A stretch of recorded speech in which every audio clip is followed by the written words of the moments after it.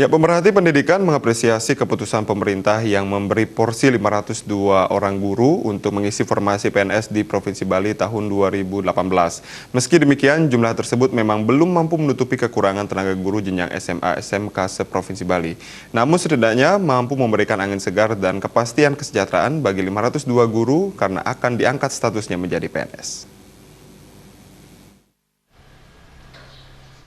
Secara khusus, Putra menyoroti nasib guru honorer yang berusia di atas 35 tahun dengan pengabdian cukup lama, agar kesejahteraannya diperhatikan oleh pemerintah daerah, baik di provinsi ataupun kabupaten kota. Solusinya menurutnya, yakni memberikan insentif atau mengangkat yang bersangkutan menjadi guru kontrak daerah. Sebab menurutnya usia lebih dari 35 tahun tidak memenuhi syarat mendaftar CPNS.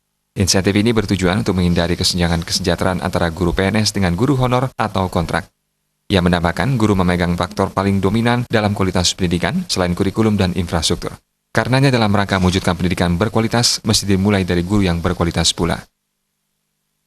Mereka yang sudah memiliki pengabdian yang cukup lama di beberapa sekolah itu, apalagi kemudian dia mepet waktu usia untuk bisa menjadi CPNS itu kan maksimal 35 tahun.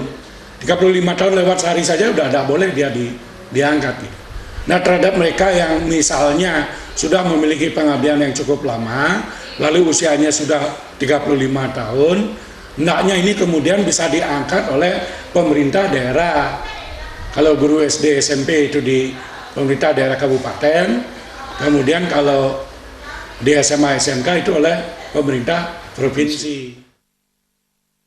Lebih lanjut, ia berharap tahapan seleksi dan tes berlangsung transparan, tanpa calo dan tak ada CPNS titipan. Demikian pula yang mengimbau kepada pelamar agar jangan percaya pada bujukan oknum yang tak bertanggung jawab dengan imbalan sejumlah uang untuk menghindari penipuan.